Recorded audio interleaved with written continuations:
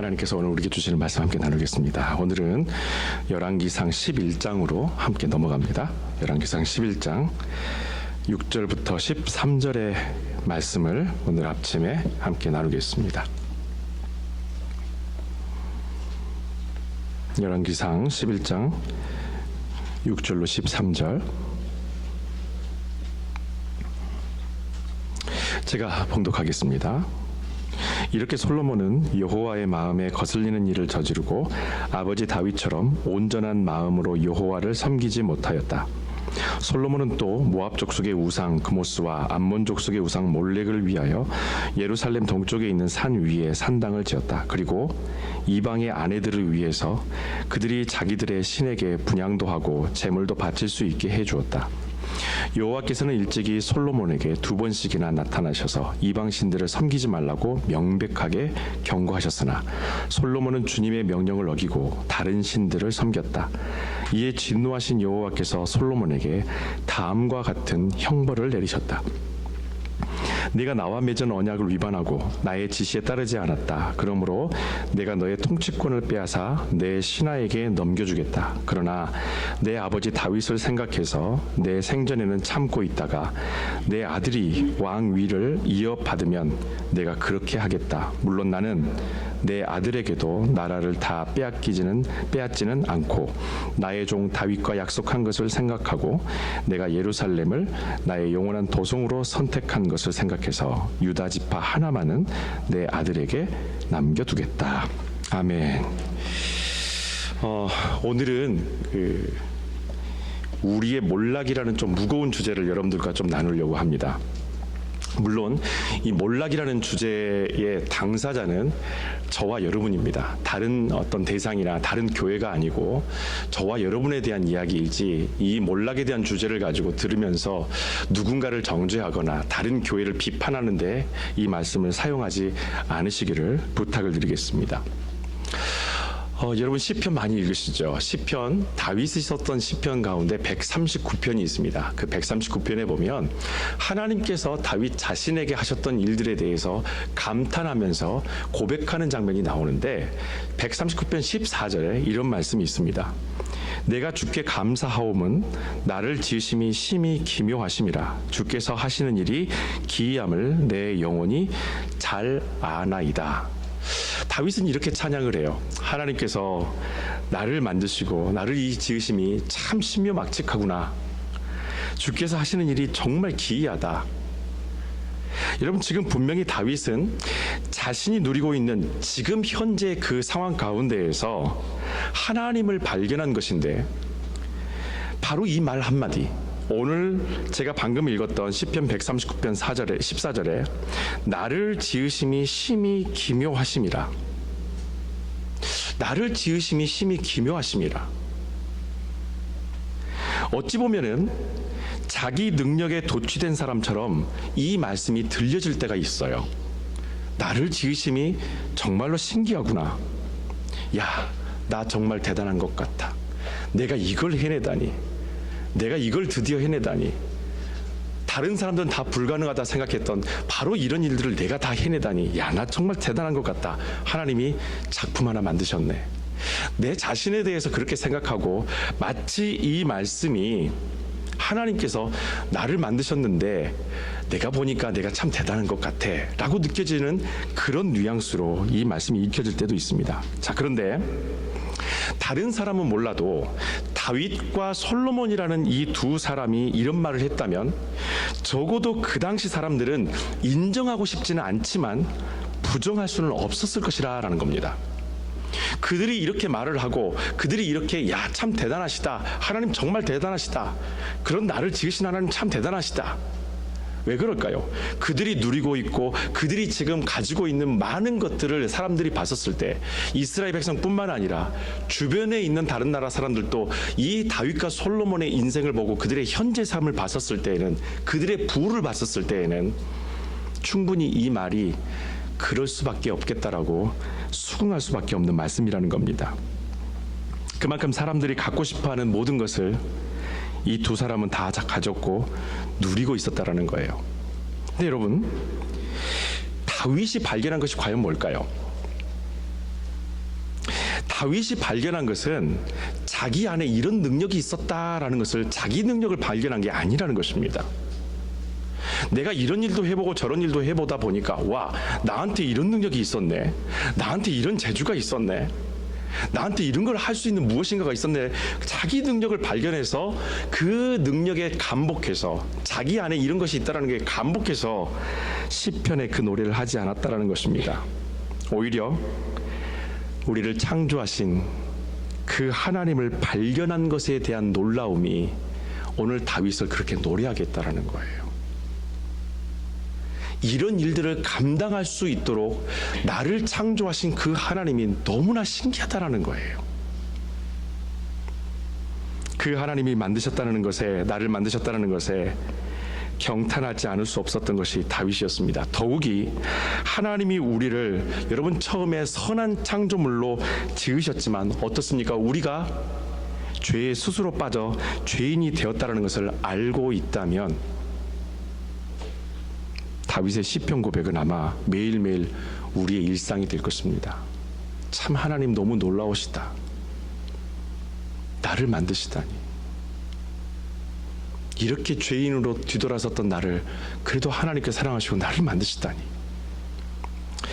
자, 여러분, 아버지 다윗처럼 하나님이 나에게 하신 이 모든 놀라운 일들에 감탄하며 감사해야 될 사람이 또 하나 있는데, 그 사람이 바로 솔로몬입니다.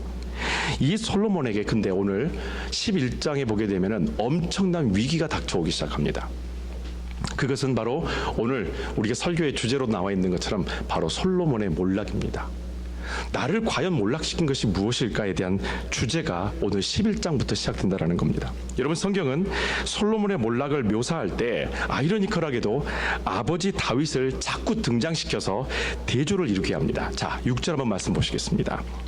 여호와의 마음에 거슬리는 일을 저지르고 아버지 다윗처럼 온전한 마음으로 여호와를 섬기지 못하였다.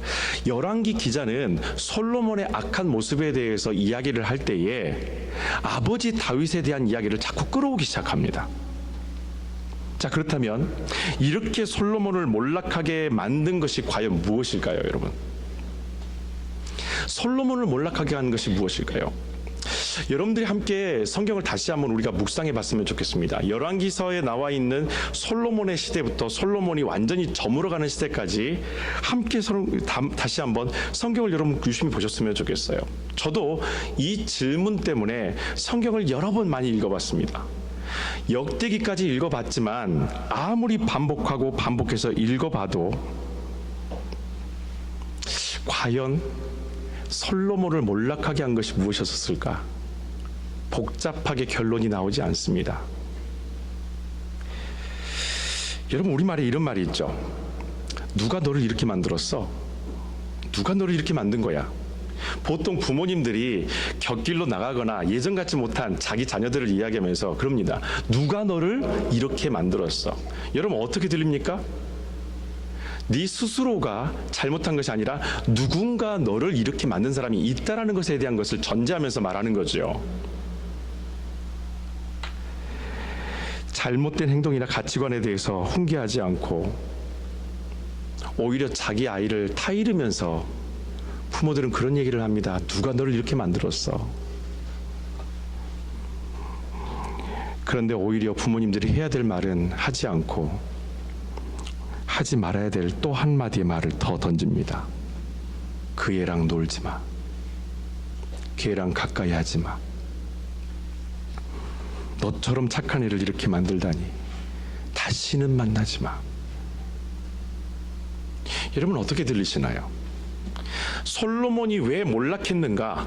솔로몬의 몰락의 이유를 생각하면서 우리가 평소에 자주 말하고 있는 습관처럼 생각하고 있는 누가 너를 이렇게 만들었어? 누가 나를 이렇게 만들었어? 그 사람하고 가까이 하지 마. 그 사람하고 더 이상 만나지 마.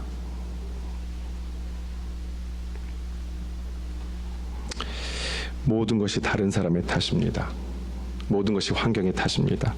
여러분, 우리도 솔로몬을 몰락케 한 이유가 뭔지를 다시 한번 살펴볼 필요가 있어요. 성경을 많이 반복해서 읽어봤는데 역대기에서는 솔로몬의 실수에 대해서 전혀 기록하지 않습니다. 왜냐하면 역대기서는 포로기 이후에 다시 이스라엘이 재건되기 위해서 희망을 주는 그 말씀을 통해 이스라엘의 역사, 왕의 역사를 기록했기 때문에 솔로몬의 바로 이런 장면이 하나도 나오질 않아요. 열왕기서 안에만 이 장면이 나오는데 제가 말씀을 계속 파고 들고 계속 읽어봐도 딱 한 가지가 발견됩니다. 솔로몬을 몰락하게 한 것은 솔로몬이었습니다. 나를 몰락하게 만든 것은 나 자신이었다라는 거예요. 이방 족속이 솔로몬을 유혹했다거나 우상을 섬기는 이방인 아내들이 솔로몬을 변질케 만들었다라는 어떤 근본적인 원인이라고 성경은 절대 이야기하지 않습니다. 그런 기록 자체가 없어요. 자, 그런데 열왕기서에 이렇게 말씀을 쭉 솔로몬의 이야기를 쭉 읽어보다 보시면은 뜬금없는 말씀 한 구절이 열왕기 가운데 등장하는 것이 있어요. 자, 한번 보실까요? 어떻게 보면은 이 전혀 앞뒤 내용과 연결되지 않는 어떤 복선이 담겨져 있는 딱 한 절의 말씀인데 열왕기상 2장의 마지막 절이 46절입니다. 그 46절의 말씀에 보면 이런 말씀이 있어요. 솔로몬이 드디어 온 나라를 장악했다. 이게 46절의 마지막 이야기입니다. 드디어 온 나라를 장악했다. 그리고 3장으로 넘어가는데 3장 2절에 보면 솔로몬이 하나님께 지혜를 구하게 되는 장면이 갑자기 나옵니다. 그런데 여러분, 제가 방금 말씀드렸던 그 두 절 중에 빠져 있었던 3장 1절, 개혁개정 성경에서는요, 이게 정확하게 구분이 안 돼 있어요. 근데 현대어 성경을 보시게 되면은 딱 3장 1절이 하나로만 딱 묶어져 있고 3장 2절 앞에 주제에 대한 이야기가 나오면서 3장 1절이 동떨어져 있다라는 얘기를 합니다. 3장 1절의 말씀은 이런 내용입니다. 솔로몬은 바로의 딸을 아내로 맞아 애굽 왕과 인척 관계를 맺었다. 그래서 바로의 딸을 다윗성에서 살게 했다. 그리고 나서 갑자기 3장 2절로 넘어가면서 솔로몬이 하나님께 지혜를 구하는 그런 장면으로 다시 방향 전환이 됩니다. 너무 뜬금없죠. 앞에서는 다 장악했다. 어떻게 보면 다 장악했으면은 그 다음에 3장 1절에 솔로몬이 하나님께 지혜를 구했다는 이야기로 넘어가는 것이 아주 매끄러운 흐름인데 3장 1절에 그가 세상을 장악하고 나라를 장악하고 그리고 하나님께 가장 근본적인 왕으로서의 덕목 들을 수 있는 마음을 주십시오. 하나님께 지혜를 구하는 바로 그 중간 시점에 딱 한 절 말씀으로 열왕기 기자는 이 중요한 사실을 숨겨놓습니다. 그가 애굽의 아내를 맞이했었고 그 아내를 위해서 집을 마련하고 그 아내가 다윗성 안에 살게 했다.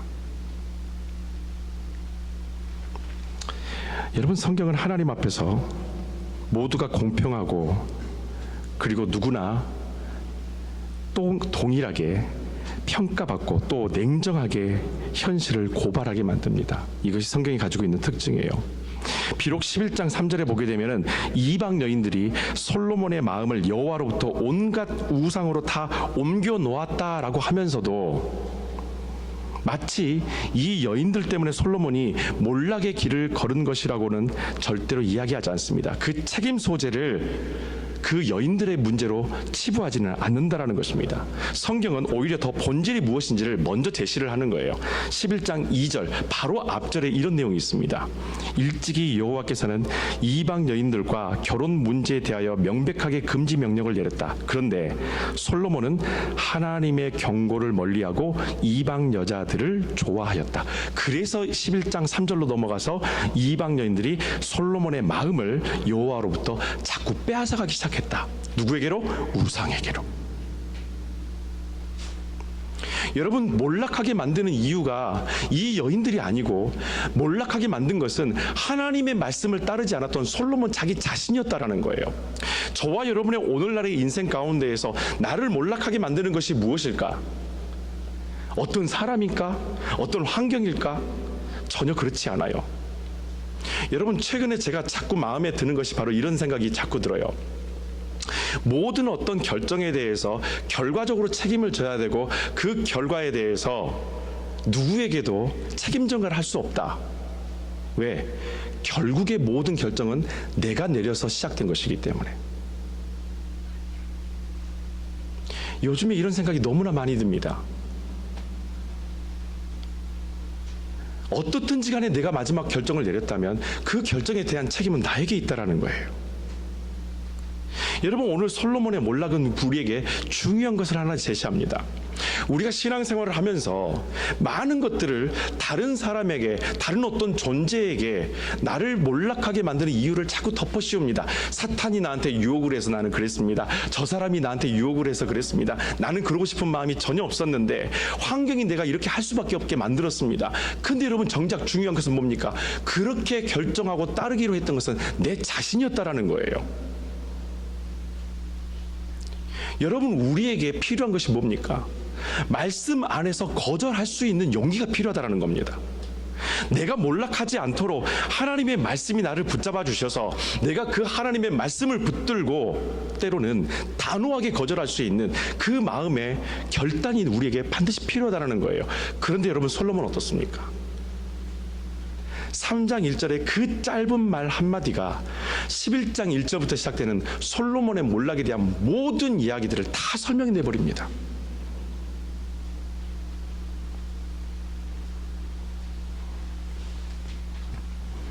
로마서 3장 23절에 바울이 이런 얘기를 합니다. 모든 사람이 죄를 범하였음에 하나님의 영광에 이르지 못하더니. 모든 사람이 죄를 범하였음에 하나님의 영광에 이르지 못하더니. 우리가 오늘 읽었던 본문에는 모든 주어가 솔로몬으로 되어 있습니다. 영어 성경에도 마찬가지고요. 어떤 성경을 읽어봐도 오늘 저와 여러분들이 읽었던 11장에는요, 모든 주어가 전부 다 솔로몬이에요. 하나님의 선한 창조물로 지음받은 우리지만 우리는 스스로 죄에 빠져서 타락한 존재들입니다. 여러분, 하나님께서 만드신 피조물 중에 유일하게 그 처음 아름다움과 순수함을 스스로 잃어버리고 변질시켰던 존재는 인간밖에는 없습니다. 우리가 이 사실을 피하거나 부인하지 말고 오늘 인정해야 될 것을 우리는 같이 선언할 수밖에 없습니다. 여러분, 그것을 인정합시다. 내가 하나님께로부터 선한 창조물로 만들어졌음에도 불구하고 내 스스로가 죄를 기뻐하고 죄를 편하게 느끼며 그 죄 짓는 것에 대해서 아무런 꺼리낌이 없이 살아가는 우리의 그런 모습에 대해서 여러분, 인정해 버립시다. 그래야 주님의 긍휼이 시작됩니다. 여러분, 솔로몬은 지혜로운 왕으로 정평이 나 있죠. 또한 그 지혜는 하나님께서 주신 것입니다. 그 지혜를 잘 사용함으로 솔로몬은 부와 명예를 모두 다 얻었어요. 그런데 여러분, 현재 상황으로 볼 때에 누구도 솔로몬이 몰락할 것이라고는 생각하지 않았을 겁니다. 이렇게 많은 부를 가지고 있는데, 이렇게 많은 것을 소유하고 있는데 설마 솔로몬이 몰락할 수 있을까? 더 많은 명예가 쌓여가고 있기 때문에 우리는 감각적으로 이렇게 생각할 겁니다. 몰락은 아직 멀었어. 솔로몬의 몰락은 아직 멀었어. 여러분, 이런 생각이 바로 죄인의 속성에서 나오는 생각이에요. 우리가 본성이 죄인이기 때문에 몰락의 이유에 대해서 지금 솔로몬이 누리고 있는 이 수많은 어떤 부와 명예들, 누구도 부러워하지 않을 만큼의 엄청난 것을 다 가지고 갖추고 있는 이 모습들을 보면서 솔로몬의 몰락을 생각했을 때 아직 멀었어. 여러분, 우리는 우리 자신의 몰락을 통장 잔고가 줄어들거나 친구들이 나를 찾지 않거나 또는 되는 일이 없을 때라고 말할지도 모릅니다. 하지만 여러분, 우리의 몰락은 여호와의 마음에 거스르는 일을 저지르면서도 부유해지고 온전한 마음으로 여호와를 섬기지 않았는데도 평안함이 올 때 우리는 그 순간이 몰락이라는 것을 인정해야 됩니다. 여러분, 우리가 성경 본문을 13절까지 읽었는데도 제가 오늘 13절까지 6절부터 13절까지 한 절 한 절의 내용을 다루지 않았어요. 이유는 간단합니다. 몰락의 주체가 되는 것은 나 자신이지 주변 사람이나 환경이 아니라는 거예요. 모든 결정은 결국 내가 내리는 겁니다. 죄에 대한 모든 결정도, 그 길을 가려고 하는 나의 욕심도, 그렇게 해서 실패했다 할지라도 모든 결정은 결국에는 내가 내리고 있다라는 거예요. 다만 성령께서 우리를 도우셔야 되는 것은 무엇입니까? 주신 말씀에 대해서 순종의 길을 걸어갈 때에는 그때는 내 힘으로 할 수가 없어요. 왜? 그렇게 쉬운 길이 아니기 때문에, 그렇게 누구든지 다 가고 싶어하는 그런 길이 아니기 때문에 그때는 성령께서 나에게 전적으로 도우심을 허락하셔야 우리가 말씀을 따르고 그 말씀대로 살아갈 수 있는 용기와 힘과 결단이 생기는 것입니다. 반대로 죄는 결국에 우리의 결단과 우리의 욕심과 우리의 기준이 우리 스스로를 몰락하게 만든다는 거예요. 여러분, 우리가 저 성도님은, 저 목회자는, 아니 우리 부모님은 절대로 변하지 않을 거야, 이렇게 인정도 해보기도 해요. 하지만 어느 순간 그분들의 무너짐을 볼 때가 분명히 있습니다. 나는 절대 변하지 않을 거야 스스로 다짐하고 열심히 신앙생활을 해도 결국 우리는 죄인입니다. 누구도 영원히 그렇게 살아갈 수는 없어요. 누구도 영원히 완전할 수는 없습니다. 우리는 끊임없이 죄인이라는 이름 안에서 주님께서 기뻐하시는 그 선한 영향력을 위해서 오늘 또 주님께서 주시는 그 힘과 능력과 말씀을 가지고 싸워내는 그런 한날의 삶을 매일매일 살아가고 있습니다. 여러분, 그런데 성경은 우리에게 예수 그리스도라는 복된 소식을 늘 듣게 하세요. 보통 복음이라고 우리가 표현을 하죠. 곧 이 말은 우리에게 완벽하라고 요구하는 것이 아니라 오히려 주님께서 우리에게 말씀하셨던 것, 회개하라, 회개하라. 무엇인가요? 너 죄인임을 너가 인정하라는 거예요. 우리의 입술로 오늘 회개했습니다. 우리의 입술로 오늘 회개기도 했습니다. 예배 시작하기 전에 가장 먼저 참회 기도를 했습니다. 무엇입니까? 인정하는 거예요. 하나님, 저는 죄인입니다. 아무리 제가 변명하고 아무리 상황에 대해서 사람이 나를 이렇게 만들었다고 변명하고 싶을지 모르나 하나님, 결국에 저 죄인입니다. 그 길을 제가 걸어가고 있는 그런 죄인입니다. 그래서 주님께서 우리에게 가장 먼저 말씀하신 게 뭐예요? 회개하라는 거예요. 너 자신을 인정하라는 거예요. 그리고 주님은 말씀하십니다. 천국이 가까웠다. 하나님 나라가 임하였다. 다시 말하면 하나님의 주권과 통치 안으로 우리가 들어가라고 요청을 하시는 거예요. 너를 인정하고 이제는 하나님의 주권과 그 통치 안에 머물러 있어야 한다. 여러분, 성경은 솔로몬을 책망할 때에 다윗을 꼭 등장시키죠. 4절의 말씀을 보게 되면 아버지 다윗과 같은 마음으로 살지 않았다고 책망을 하고요. 긍휼을 베푸실 때에도 마찬가지예요. 12절, 내 아버지 다윗을 생각해서 내 생전에는 내가 참겠다. 13절에 다윗과 약속한 것을 생각해서 나라를 빼앗지는 내가 않을 것이다. 여러분, 하나님은 우리가 몰락의 길을 걷고 있을 때 방관하지 않습니다. 그래서 몰락의 길을 자초한 솔로몬에게 하나님은 아버지 다윗의 이름을 거론하면서 우리 모두가 죄인이고 넘어질 수밖에 없지만 우리를 구원하시기로 작정하신 하나님의 바로 그 언약, 그 약속, 즉 예수 그리스도로 말미암아 넉넉히 우리가 그 시험을 이길 수 있다라는 것을 다시 한번 알려주고 있는 말씀이 오늘 우리가 나누고 있는 바로 이 본문이에요. 그래서 여러분, 제가 앞에서 읽었었던, 바로 조금 전에 읽었었던 로마서 3장 23절과 24절을 연결해서 읽어보면 이런 내용으로 뭉쳐집니다. 다시 한번 읽어볼까요?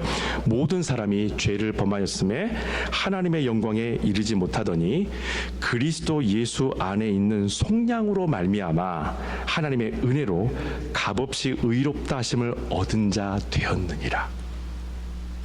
23절에서는 우리가 반드시 인정해야 될 것에 대해서 이야기를 합니다.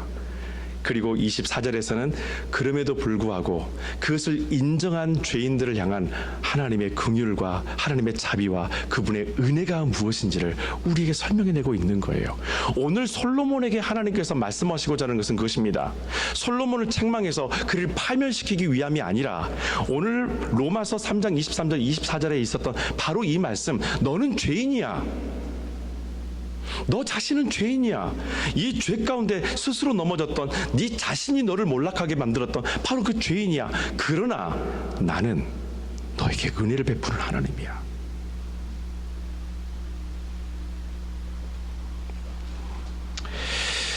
며칠 전에 차를 타고 가고 있는데 저희 아이들이 뒤에 있다가 작은 꼬마 녀석이 저한테 갑작스러운 질문을 해요. 늘상 저희 집에 갑작스러운 질문과 저를 긴장하게 만드는 아이는 둘째입니다. 이 아이가 저에게 이렇게 말합니다. 아빠는 어떤 욕심이 있어요? 아빠는 어떤 욕심이 있어요? 곰곰이 생각이 빠졌어요. 운전하고 있는데 정말 정신없더라고요. 왜 이런 얘기를 갑자기 차 안에서 운전하는데 나한테 던질까? 아빠는 무슨 욕심이 있어요? 많은 생각들을 해봤어요. 나는 도대체 무슨 욕심이 있을까? 근데 그 찰나에 뒤에 있었던 큰아이가 대답을 대신합니다. 아빠는 공부 욕심이 있어. 그 얘기를 듣는데 너무 안심이 되고 안도가 되는 거예요. 다른 게 아니라 아빠 공부 욕심이 있어. 한편으로는 이런 마음이 들었어요. 너무 감사하고 뿌듯하긴 했지만 속으로는 야, 그 말은 내가 평생에 너한테 한번 해보고 싶은 말이다. 난 눈 감기 전에 한 번만이라도 그런 말 한번 해봤으면, 야, 공부 그만해, 너 몸 상해, 좀 쉬었으면 좋겠어. 여러분, 부모님이 저한테 이런 말 한번 해보고 싶지 않으셨겠어요? 저도 마찬가지였어요. 그 순간에, 짧은 순간이지만 욕심에 대해서 생각해봤어요. 내가 가지고 있는 욕심이 뭘까? 아이들이 아빠를 봤었을 때 우리 아빠가 가지고 있는 욕심이 무엇일까에 대해서. 하나님이 몰락하는 솔로몬에게 아버지 다윗의 이름을 계속해서 언급하는 것이 저는 그렇게 들렸습니다. 솔로몬아, 아빠는 어떤 욕심이 있었겠니?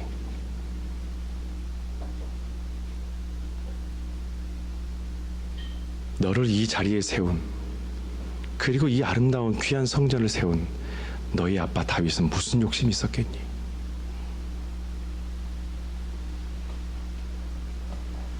다윗의 인생을 다시 한번 묵상하고 읽어보면서 그런 마음이 들었어요.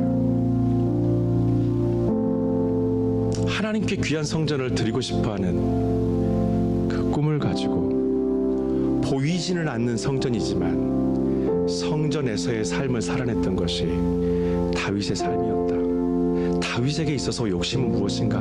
늘 하나님을 예배하는 삶이었다. 내 일생 소원이 늘 찬송하면서 주께 더 나가기 원합니다. 다윗이 가진 욕심, 하나님은 솔로몬이 아버지가 가지고 있었던 하나님을 열망하고 하나님을 사랑하고 그분을 향해서 나아가고자 하는 그 욕심을 솔로몬이 다시 회복하기를 원하셨습니다.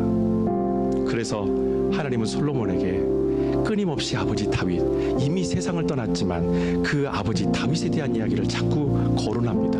솔로몬아, 아빠는 무슨 욕심이 있었겠니?